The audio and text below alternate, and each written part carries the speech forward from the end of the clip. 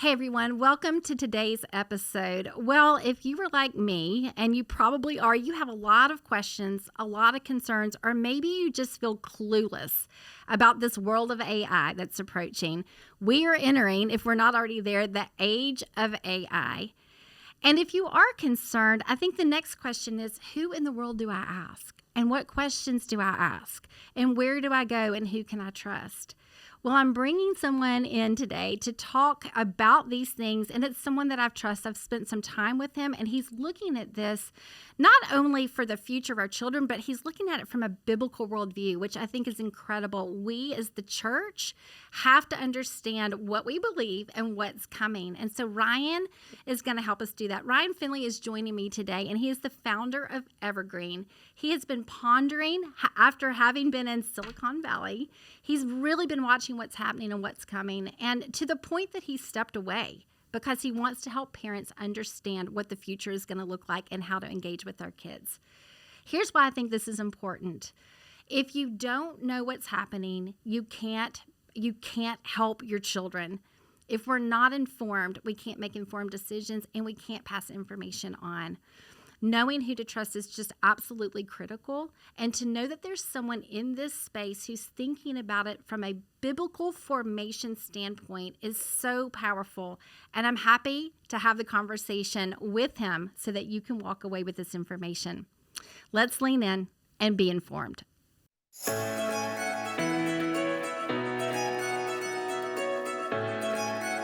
Hey, Ryan, thanks so much for joining me today. I'm excited to talk to you. Glad to be here. Thank you.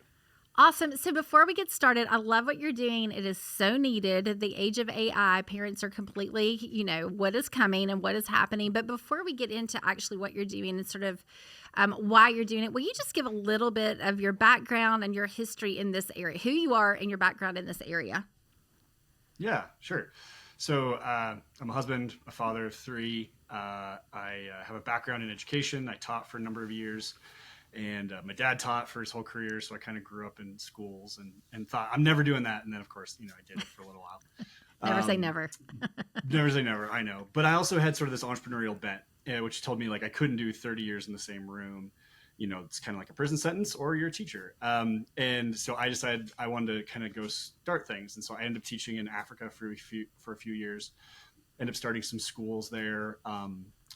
Ended up launching a sort of a big college system there and got some accolades for that, which was really exciting that, sort of doing something new in education, which is at the time there wasn't a lot happening. Yeah. There's more happening now. Which I know thank goodness. Yes. That was like 10 years ago, and it felt like everything was so stagnant. And while I was working in the school and loving my almost decade of living and or working in Africa, I started working on a side project, a tech idea with a couple of friends. To my surprise, it got funded out of Silicon Valley. And so me and my wife, my very pregnant wife, moved all around the world from Mauritius off the coast of Africa all the way to Silicon Valley. And I was, sort of immersed in this tech world for it's been my day job for the last 6 years. And so with that have been front and center for everything AI that's come our way. And because we have to be on the cutting edge of it for our product and, for our business, I've had to be, it's been what I've been eating and breathing and sleeping for at least 3 years. So it's, since ChatGPT came out, but even before that. So I had a front row seat to all this, and my background as a teacher and, as a father and as a Christian told me this is way bigger than just a tech innovation. Mm-hmm. This is going to impact schools. It's going to impact families. It's going to impact the church. And that's a little bit of my origin story. Well, that's awesome. And I think you just hit on that. That's so many parents, and we can speak to churches and schools too. I speak a lot about the implications of what AI could mean to schools and classrooms. But for parents in particular, I think people are concerned, but they don't know what they're concerned about. There's this big question mark in general about AI, how it's going to impact our kids, how our kids going to use it. And I think on top of that, that's the baseline. But then as a believer, what does this mean for humans and human flourishing and critical thinking? There's so many implications. And yet, who do we ask? Who do we trust? Parents have a huge trust issue now. Rightly so, because who do you believe? And so you've really been giving a lot of thought, not just about the implications, but what it means from a biblical worldview. And I'd love for you to just share a little bit. You started by saying, I'm a dad. I'm looking at this as a dad, but also as a Christian, and what that has meant to you and what you're sort of moving towards and stepping into. Yeah, I think I start from the first standpoint of with anything, I think we have to be stewards and shepherds of our flock, right? Whatever our flock is. Maybe for you, that's your family. Maybe for you, it's a group of friends, or some folks at the community center. Whatever it might be, I think we sort of have this call, right? And that's just to live as Jesus did, leading a flock of folks around and trying to help get them to do the right things and help form a worldview, et cetera.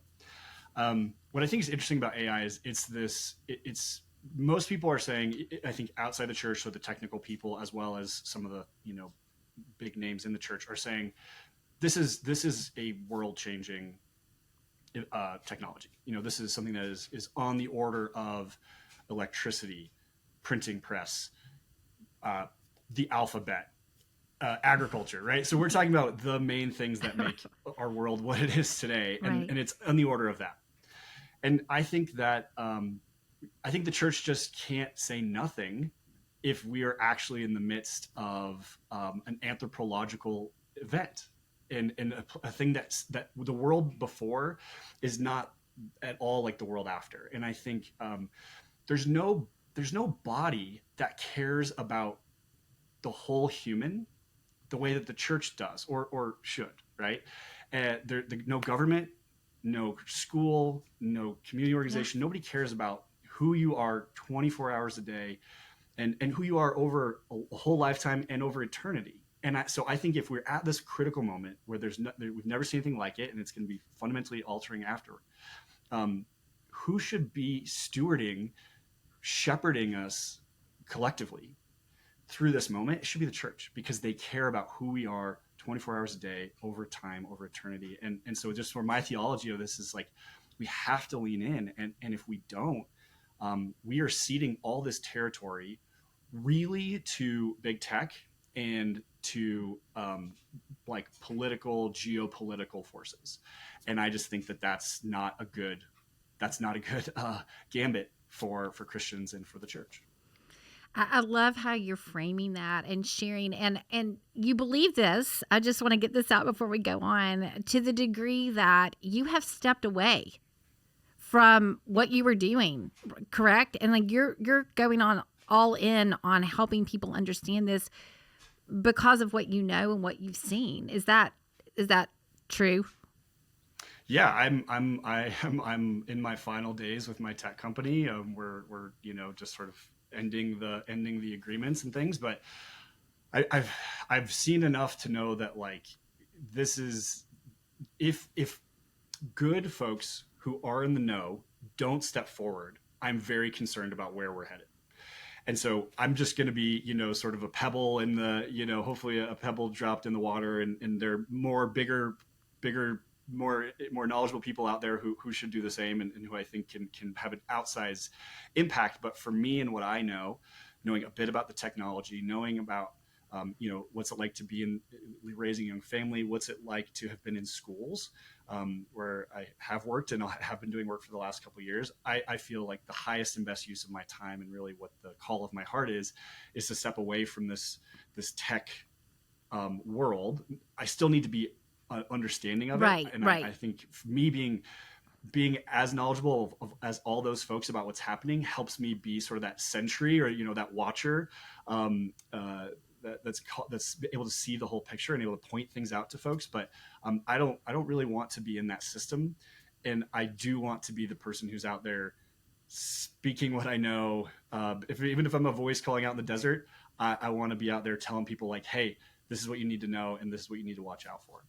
Well, I think that's such an important foundation for parents to understand, is that you have seen enough, and that you are taking action based on what you know and what you know to do. And that's just a call to all parents and all Christians to say, in the world that we're living in, figure out what your part is and move towards it. And I just admire you for doing that. And in doing that, you've given a lot of thought almost to a paradigm or a sort of a structure or a way to think. And I think structures, when you don't know what you're talking about at all, are so helpful for parents to sort of get their mind wrapped around a framework and be able to think through something.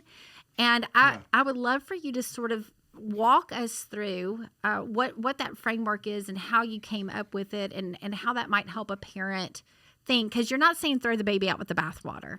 No. AI's here. It is the age of AI. But what do we do with it? And so will you sort of share with us this idea about the structure that you've come up with? Yeah, I think, maybe up to this point, I've maybe been a little bit negative about it. I actually think there's a lot to like about AI. In and of itself, I don't think it's evil. I think it's a tool like lots of tools, right? And tools can be used for good or for bad. The way that I think of AI is sort of three big buckets. You have shortcuts. AI is a tool to give you shortcuts for things. It's support. So AI is a tool to get support. And it's superpowers. AI sort of unleashes superpowers for people. So let me unpack each of those. Yeah. And then also each of those has a shadow side. So taken too far, what happens, right? So first, shortcuts, right? AI has this amazing ability to just take tasks that could take a person minutes, hours, weeks, and just boil it down into one chat, 10 seconds, 20 seconds, maybe 5 minutes of thinking, and it's done, or it's done pretty well. And I think all of us are sort of like, I could use some shortcuts. Like I got more to do than I have time to do it. If you work in a church, if you are a parent, if you, are trying to take care, manage all your kids' extracurricular activities, like anything that can shorten the time span of something that is kind of rote or like, I don't have time or energy to think about this is good. So, like for parents, if you like just took a snapshot of all your kids' soccer schedules and the whole fall or winter calendar, you just take a picture of all of them, you drop them into an AI tool, let's just say it's ChatGPT, and you say, will you make a master calendar day by day, including travel times and all this? Will you just make that for me? It will be done in 4 minutes. How long would that have taken you if you were sitting down to do it, right? It would have taken you a while. If you were just like, you're home at 5:00, there's no plan for dinner, and you're just like, okay, I'm going to take a picture of my refrigerator and my pantry, and I'm going to say, ChatGPT, what can I make for dinner in less than 30 minutes? And it will just tell you. That is an amazing shortcut, right? And there are so many. If you're a professional, if there's work you do in the church or for your PTA or whatever, there's so many nice little hacks that you can get out of AI, and I think it's awesome. The far end of shortcuts, though, is when you take too many. And you take them all the time, and you're always kind of cutting the corner, right? And so what that leads to, the far end of shortcuts, is I say it's sloth, and it's skill stagnation. Yeah. You stop being able to do certain things because you have outsourced it too many times, and now it's easier for you to hit the button than it is for you to think through something and think 3 steps ahead and coordinate all the things in your mind. And for a little bit, that's fine. If you're doing it to a degree, great. You save yourself time. If you're going too far, it's a problem. Most people are like, okay, yeah, I can get with that. Think about kids, right? This is what I wanted to ask. Like, how do you, that's for parents and the task after task after task. Yeah. But with kids, like not learning how to think through something. I'm so intrigued with how do you navigate that with children? Yeah, I mostly don't think that shortcuts are good for them to even be aware of. To the extent, I mean, there's you've got smart kids and they'll grow up and they'll figure things out. But I think they should always do things the hard way first, because those are formational things. Even if we all had to do long division by hand, right? Are you ever doing long division by hand today? Absolutely not.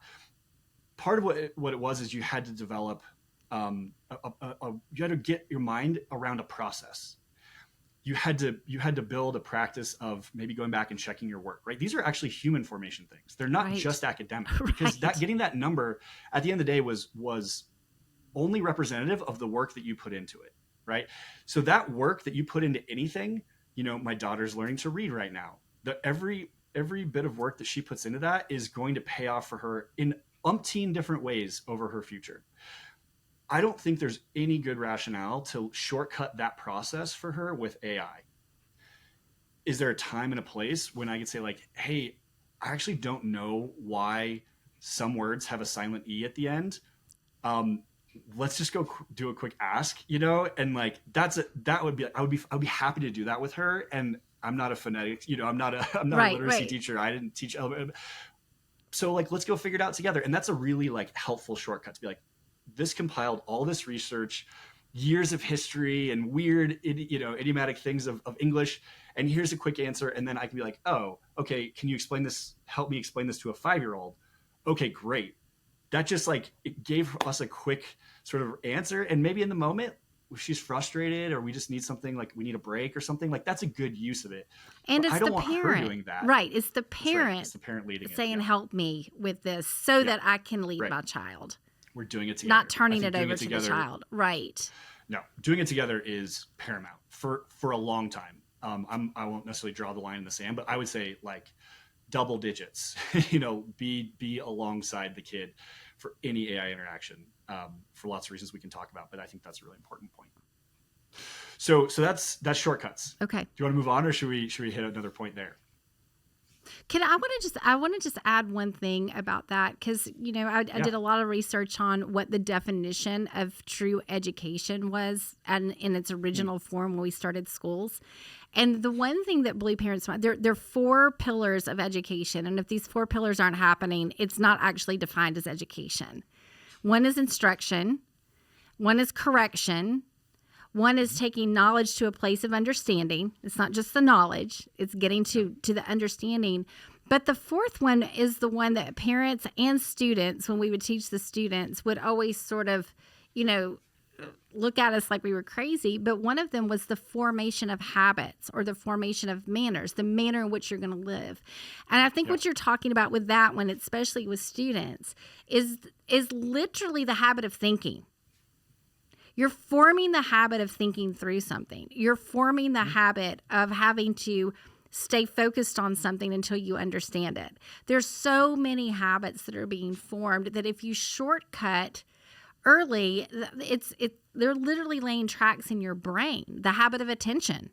They're habits that are, the formation is the track in your brain, right? And when we shortcut those, even cursive, how cursive was, everybody stopped doing cursive, and because we can do it faster and we don't need it. Okay, well, it wasn't just so you had pretty handwriting. It was actually crossing over your brain. There was a real purposeful reason for brain development when you did that. And so I think some of the shortcuts, particularly when it comes to education, or the things that, let's just get through the math facts or whatever the case, we'll never have to do that again.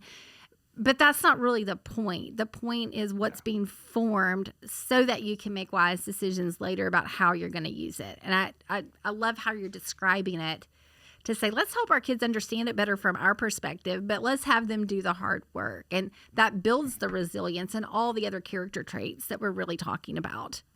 Yep, totally agree. All right, the next one. Yeah, so you've got shortcuts and then support.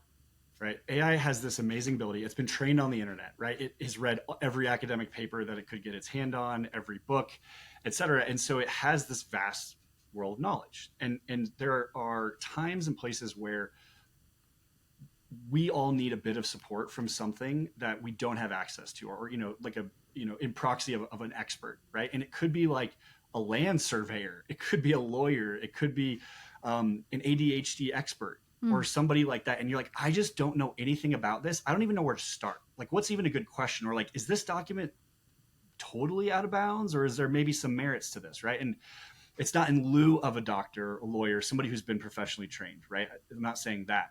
But for sometimes, especially where if you don't have access, you don't have the network to get to somebody that you maybe need to know, it's a really good first place to ask. And even for somebody who says, gosh, we just got a really hard diagnosis in my family.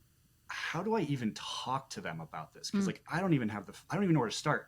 That's a great first That's a great question to ask ChatGPT to get just like a first draft of like, well, here's some ideas. And then you can use your wisdom to decide which of those is good or, biblical or grounded in your values. But here's 10 ideas, and you maybe on your own could have come up with 2. And maybe if you asked friends, you would have come up with 4. But here's 6 more. That's just like, wow, great. I actually like number 7. That's great.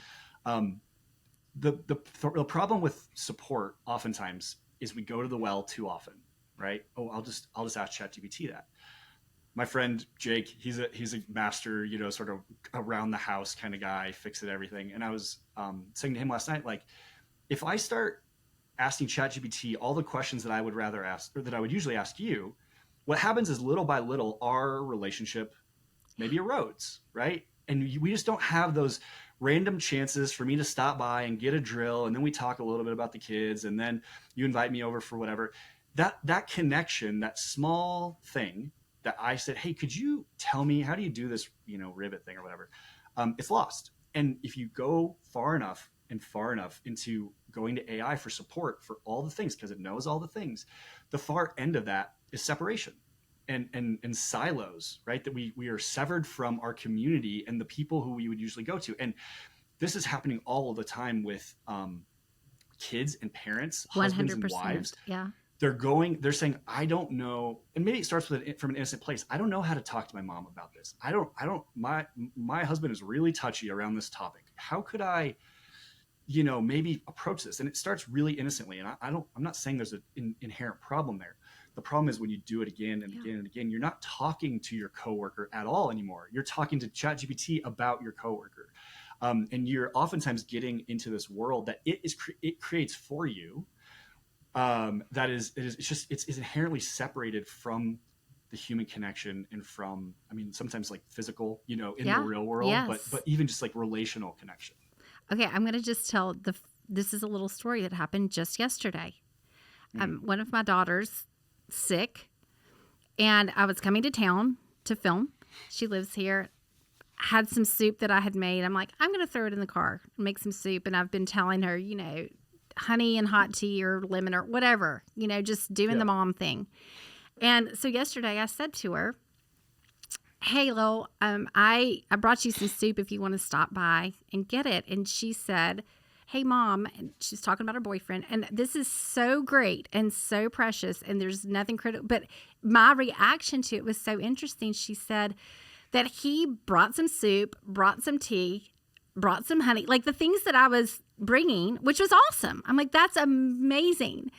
And I said, her response was, did you call my mom and ask her what to bring? And he said, no, I checked with ChatGPT. And I got so tickled, and I was like, that's amazing, because it literally is what is in my basket right here for you. Yeah, but I said to her, listen, don't throw your mother or your grandmother are out. Like, I love the fact that we landed in the same place, but it was just this little moment where I thought, how easy would it be to not ask a human, get the same answer, but exactly what you're saying is this a backup plan or is this my primary? And if this is my primary, what happens with those, exactly what you're saying, with the relationships around you, in terms of just, there are going to be some things that would just be who we are, who our family is, who our values are, or relationally with friends that are nuanced, right, and important, that would just get missed if you check the list because we got the top 10 from ChatGPT. So really, honestly, kind of a sweet story. But I saw the danger. Relationally. And I think it's just fascinating that it's exactly what you're saying.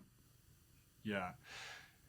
I think some of it comes from a good place. I don't want to bother them. I know they're busy. Yeah. I don't really know that person well enough to ask for a favor. I tried before and they kind of seem put out. There's a lot of reasons why it kind of starts innocently and like, maybe this is clearly the easy button over here. Right. And if I've got a stupid question, like I don't look like I'm totally out of my depth, right. Which, it used to be like you'd go to your boss and you would ask stupid questions, and that was a good chance for learning. And now actually young folks in the workplace, they don't do that. And there's actually some early research coming out about how what's being lost in the workplace is those sort of those weak, they call them weak connections, where it's somebody you would just stop by and you'd be like, hey, tell me about this, processing system or whatever that you do. And that becomes just a little lifeline out there. Right. And you do that times whatever across an organization, and you start to feel like, oh yeah, I know people here and I'm connected and I have people who can help me. If we just keep going to ChatGPT about this, we lose this sort of weak connection, these weak connections, which is weak is not like bad. It's just like they're looser.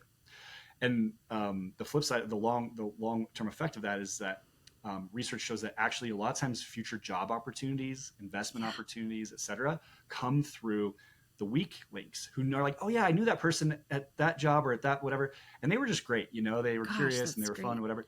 And we just lose that when we continually go to ChatGPT with everything that pops into our head. Well, and the other thing that's coming to my mind is just that core need that is built into all of us by God for belonging, right? That we have a need for belonging that He fulfills, but He does it through people. And belonging comes with answering the question, who wants me? And that happens by, hey, I just popped in and said hello to this person and they were excited to see me, or they offered what they had to give. Those probably weak connections, as they get stronger, become belonging. And so when you see a lot of this depression and anxiety, a lot of the transitioning and detransitioning is linked to a lack of belonging. We want to make sure that we're building belonging and building those communities in a way that creates the sense of belonging, not even just the sense, true belonging, right? For the purpose of the mental health, emotional health, all of the things that we're so concerned about. So it's interesting to back it all the way up and look at how could this really become a problem in some things that are a lot bigger down the road. Yeah, and I think for with kids too,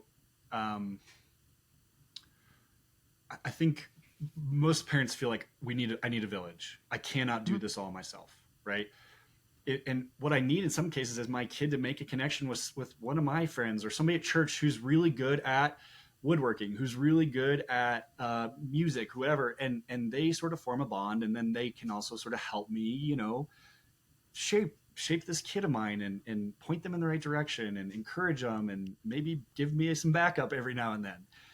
Again, if we keep going, if kids think, oh, it's uncomfortable to go talk to Mr. So-and-so, or I don't know what to say, I'll just ask ChatGPT. Again, they just sort of lose that muscle. They lose that muscle to go talk to people, but they also lose that formation, right? Yeah. And so a little bit of it, powerful. Fine. A lot of it, I think we are further exacerbating our loneliness epidemic.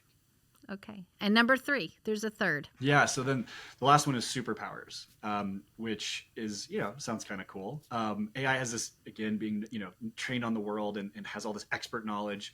Some people talk about it being like, 1,000 PhDs in your pocket. There's some really cool things, especially in your area of expertise. So any of you, parents listening to this, have something that you know better than anyone else. And if you sort of lean into that with AI, it is amazing what you can accomplish. Whether it be you have some really, really weird singular question about the Bible, and you're like, I don't know anyone in my circle who would know this thing, and I'd have to read 20 books to get anywhere close to an answer here.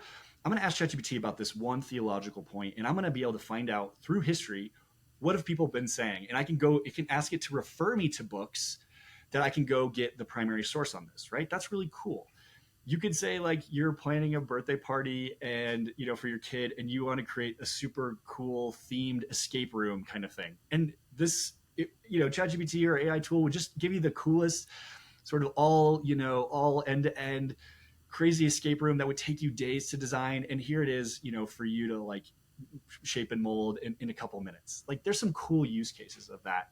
And as professionals, I mean, man, all the more, leaning into your professional area of expertise, like holy smokes, in it could be in writing, it could be in engineering or whatever. The ability to stretch your thinking and to stretch your capacity is we've never seen it before. The far end of it though is superiority. We start to think we are so smart. We know all these things, and we start to forget where all this extra muscle came from. It came from the collective wisdom of billions of people who came before us, of trillions and trillions of dollars of research, institutions around the world who codified things and who funded writers and artists and all these different things to put together a body of knowledge that you could then borrow from and add to or stand upon. And and you take superiority far enough where you think I'm just so great, and you can't imagine how much code I can write and all this stuff.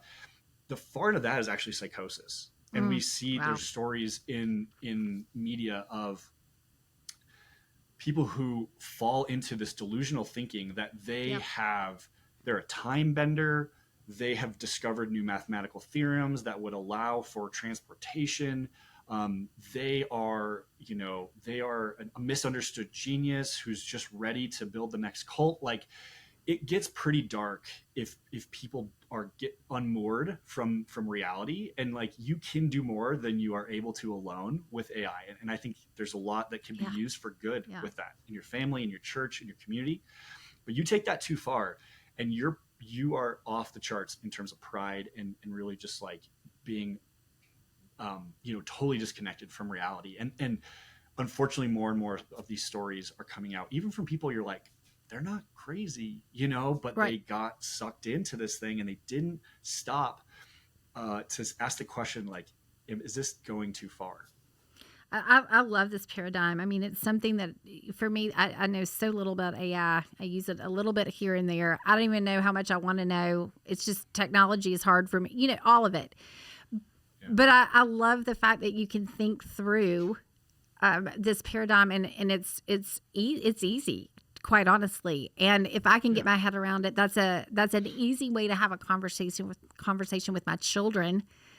Super helpful. But what would you recommend? So parents are looking at this like, I got it. What do you think they should be doing with this thought? So you've handed them this paradigm to think through. They've got the information. How do you see them using it, exercising it, changing maybe the way they're approaching things at home? What would you recommend? Yeah, so I think the first thing is you need to be leaning in and at least be somewhat knowledgeable about this. I think if you don't have a little bit of knowledge about it, at least enough to know this is serious, then I think you're not doing your kids a service. I think you're not doing your community, your church a service. And I think, zoom out, I don't think you're doing society or democracy a service, because we don't need to get into this, but I think AI is going to be on the ballot over the next couple elections. What did you do? And so if you that is don't not know something about that's that, ever crossed my mind. If you don't know about it, people are going to be taking positions about what we should or should not allow with AI. It's already happening, sort of under the surface, but there are going to be people who are taking overt stances on these things. And I think if you don't know about that as a voter, you may not be able to make the right decision at the ballot box, regardless of what I say that is. Like, you're not making an informed decision. So I think all of us owe a bit of owe ourselves a service to whoever we're, whatever communities we're a part of, family, whatever country, if you're America or whatever, but you owe a bit of service to know more about this thing. Again, if this is the biggest thing that's happened in 6,000 years outside of Jesus, let's be aware of that. So I think that's the first thing, right? Be enough aware that you're, head on a swivel, as a football coach would say, be looking around, see what's going on around you. And then I think there is a way to be really intentional with your kids. And I think in ways that are age appropriate. That's really important, right? I can't talk to a 6-year-old about AI the way that I could talk to a 16-year-old. I can talk to a 6-year-old about, like, hey, let's talk about, hey, do you know what Siri is? Do you think Siri is a real person? We can talk about, Siri is a helper. And I have lots of helpers. My phone can help me, and this website can help me, and my computer can help me, and our car can even help us in different ways. And we can sort of say, like, but it's not a person, right? It's a tool that helps us. But we could talk about help in biblical terms, right? We could talk about or in household terms first, right? How do we be a helper around the house? How do you help your mom? How could you help your brother? We talk about in biblical terms, right? What does it mean that where does our help come from, right? We talk about Jesus leaving us a helper in the Holy Spirit. So there's lots of different ways you can start a conversation here and sort of zoom out, or start out here and then zoom in to a particular thing about technology. And these conversations, obviously with little kids, like they're going to happen over weeks, months. You're going to have it 12 as times. you go, right? Right. But it's going to be like you're little by little, you are helping shape their understanding about what this thing is. This thing is not a person. It's not a thing you can have an actual relationship with. It's not a thing that you can actually experience love with. It's not a thing that always tells the truth. These are things that I think you need to ground kids' understanding in over time. And I can share, resources that I and my organization have built to help parents with this. But there are little like age appropriate breadcrumbs that are related to AI and life that we can use to help them understand that. And I think maybe I haven't yet connected all the dots between, shortcuts and support and superpowers with every little step a parent might take. But if you understand that paradigm, there's these three kind of major ways to use AI. You are already taking that first step of being that much more aware of AI. And so when a kid says, well, I'm using ChatGPT to help me write a paper, you can kind of go into, hold on, is this a shortcut? Is it writing your paper for you? Or is it a support? Is it a coach for you? Or maybe it's a superpower. And you're saying, I wrote this paper, argue with me about all the points that I made. That would be a kid using AI as a superpower. That's great. Right? Yeah. Sitting there like, I'm going to galvanize this argument. You can imagine some debate kid doing that, right? Right. Absolutely. But as a parent, you have these buckets to say, when I hear something, I can say, okay, that's kind of this bucket. How do we know this isn't going too far? And I think one of the things you and I talked about before is like, where do we draw the line? Yeah. Right. How do you know if you're taking things too far? And I use a couple litmus tests. One of them is what I call the fruit test. Is my use of AI bringing about fruit of the Spirit? More love, joy, peace, patience, kindness. If it's bringing about more of those things, then probably we're doing okay. We're not. This isn't into murky territory. It's a great filter. Another one is a space test. If I do this thing, especially with shortcuts, right? If I do this thing and I don't know, somebody might take this transcript and summarize it in, have to put it in all these different websites. If that saves you or somebody on your team an hour and a half of their week, and they get that time back to go be with their kids, to go be with the Lord or something like that, that feels pretty good, right? It's creating space and margin to go do a connected thing, to go do a thing that's like human in the end. And I just kind of got this thing that, I got to do it. And it's kind of laborious, but now it's done and I can go be a human with other people. That's a good thing, right? Another is like a freedom test. Can I walk away from this and have no problem leaving this conversation? Can I never come back to this tool and be fine with it? Because then you're holding it at an appropriate distance. But if you feel, and this happens sometimes with kids, they get sucked into these chat bots, companion apps are a huge issue. Very scary. When those get taken from them, they have this, it is a measurable, clinically observable sense of withdrawal, as though you were cutting them cold turkey off of vaping or something like that. That's scary on its face of it, but clearly that is there's no freedom there. Yeah. That is bondage. It's bondage, right?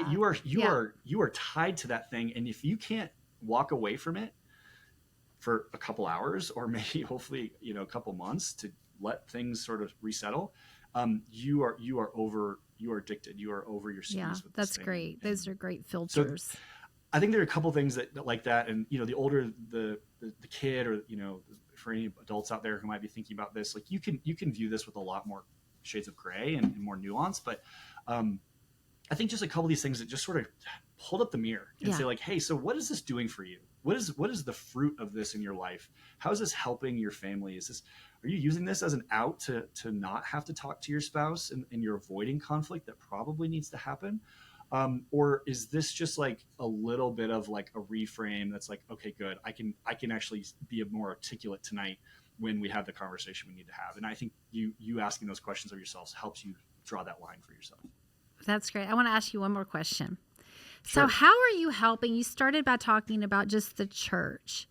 I know a lot about education and truly what you're talking about, like maybe not the president of the United States, but AI teaching classrooms, because there's a shortage of teachers and there's no human that's really teaching. And so that's a real thing. But in terms of training, not just a parent, but churches and schools, will you help us just a little bit with what you offer and how you see that being beneficial to a community? Yeah. So for actually the last 2 years, I've been working with a team of folks to actually come around schools who say, okay, we've got to do something about this AI, whether it's from a place of sort of, we got to guard against this plagiarism and we're hearing about deep fakes and cyberbullying and all these things, or a place saying like, well, we think this is the future and we want our kids to be job ready and 21st century skills and all these things. So we have the whole gamut in terms of motivation, but we help come around schools, and sometimes it's like, can you come talk to our teachers or our students 45 minutes at lunch? And it's like, okay, sure, yeah, we'll do that. The better version we think is the year-long engagements that we have with schools, where we say, hey, let's start from ground zero. Like, what kinds of kids, what kind of humans are you trying to raise through, you talked about formation, like that's it. Like, what kind of people are you trying to graduate?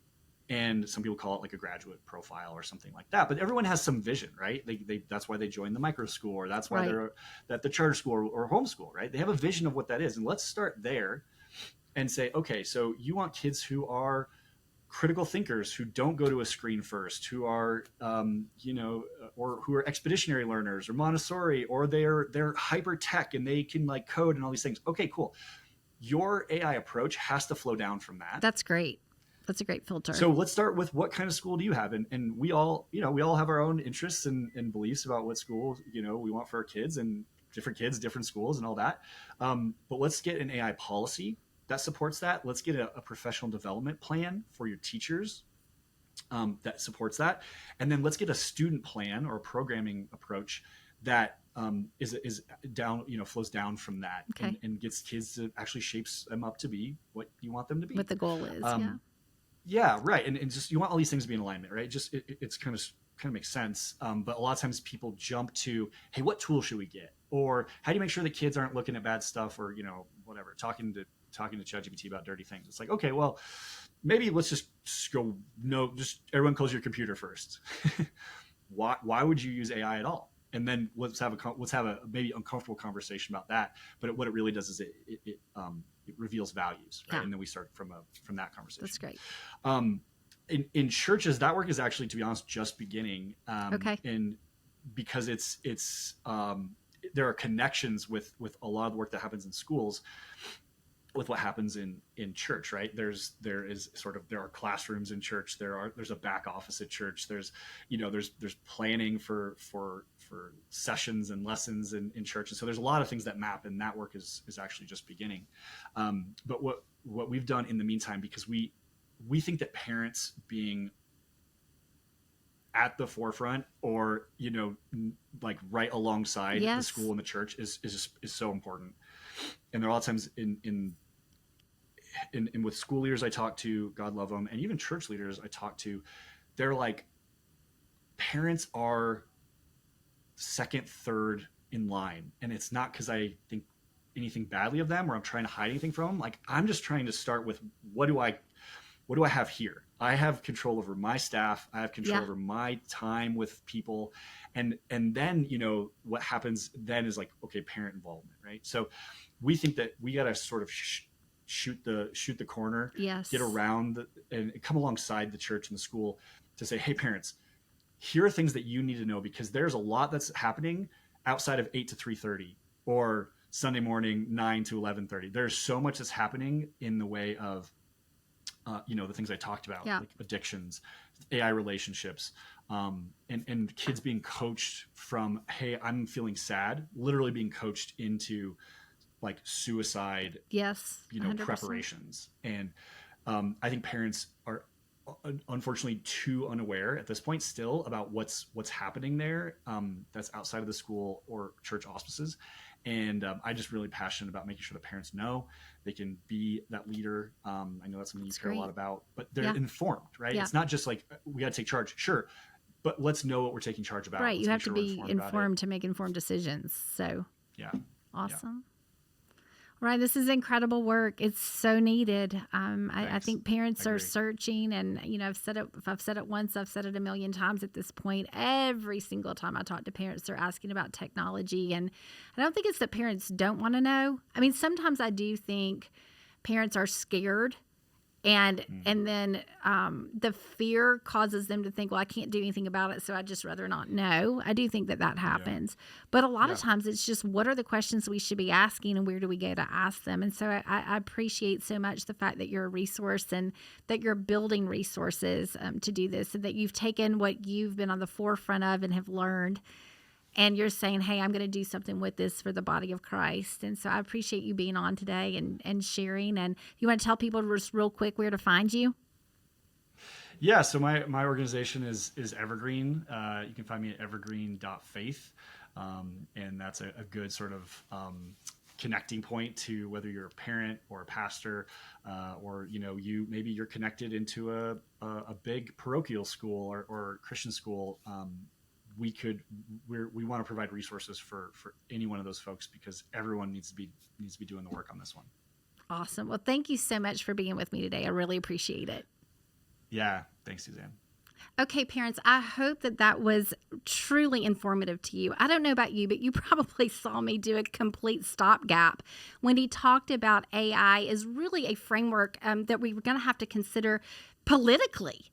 What do we believe? And as a body of Christ, what do we believe about AI and where this is going? What kind of boundaries need to be put up? Can we put boundaries up? There's so many questions. So we have to lean in as a body of Christ and really learn. This is not my thing. This is not where I want to go. But I know enough to know it can be dangerous. I'm not throwing the baby out with the bathwater, but we have to engage as a body of Christ. And I love Ryan's point where the church should be leading in this. We have to be informed. And then from a parent perspective, I love the framework. Anytime there's a framework with something that we haven't thought about before, it just helps us grab it and understand it and think through it. We really want to think well. And so when you have these filters, it helps us know what we believe and how to have those conversations with our children. I think one of the things as I listened that really stood out is just this. Our mission here on earth as the body of Christ is to make disciples. How do we make disciples if we're not connecting with people? In a workplace, that might look like this, those weak connections, and I'm not asking questions, and I'm not being vulnerable to do hard things and be uncomfortable. And I always say, Jesus is the comforter. So if we're never going to be uncomfortable, why do we need Jesus, the comforter? We have to step into uncomfortable places. That builds resilience. That's us as adults. But if our children are learning to shortcut, if our children are going to a machine instead of a person, what does that do in terms of framing their thinking about discipleship? Here's what I know. Discipleship is where wisdom comes in, and we don't get wisdom, right, from just a machine. We can get knowledge. Technology, and this is prior to AI, technology, just the use of it, is helping our children to, it lays tracks in their brain. It forms worldviews just from using it. For example, research has shown us that our children are thinking, I don't need a teacher. That is a worldview that they have because they can Google. Could Google. Now it's ChatGPT. But even with Google, I can get all the knowledge I need. And if all we're aiming for is knowledge, maybe that's true. But Jesus grew in wisdom and stature and favor with God and man, and that's our example. You don't get wisdom from a machine. You get it from reading the Word of God and having a revelation. That's one way. You get it from following someone who's gone before you, hopefully parents or your teachers or your coworkers, and learning from them so you don't make the same mistakes, or you fall on your face, you get hurt, it doesn't go well, and you don't want to do it again. But we have to be thinking about discipleship, and machines do not disciple humans. Humans do.